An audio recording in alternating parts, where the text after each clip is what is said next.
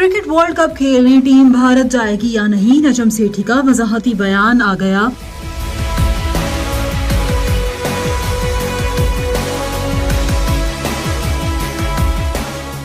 Pakistan cricket board के सरबराह नजम सेठी ने media press conference में कहा कि अगले साल 2023 में भारत में जो वर्ल्ड कप होगा उसमें टीम जाएगी या नहीं, इसका फैसला हुकूमत करेगी। अगर हुकूमत इजाजत देगी तो यकीनन हम अपनी टीम को भेजने को तैयार हैं।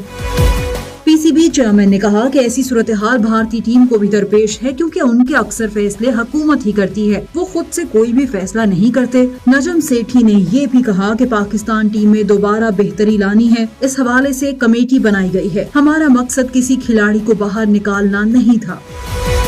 नजम सेठी ने कहा कि न्यूजीलैंड के खिलाफ मैच में 3 खिलाड़ियों को शामिल किया गया है, कोचिंग स्टाफ में रद्दोबदल करना है। इस हवाले से मिकी आर्थर से बातचीत चल रही है, वो पाकिस्तान टीम को अच्छे से जानते हैं और बाबर आजम को असल पहचान भी उन्होंने ही दी थी। मिकी आर्थर को हेड कोच बनाने का अभी कोई फैसला नहीं किया गया, इसके लिए 8 से 9 दिन लग सकते हैं। तजावीज दे दी गई हैं, उनकी राय का इंतजार है, वो क्या कहते हैं।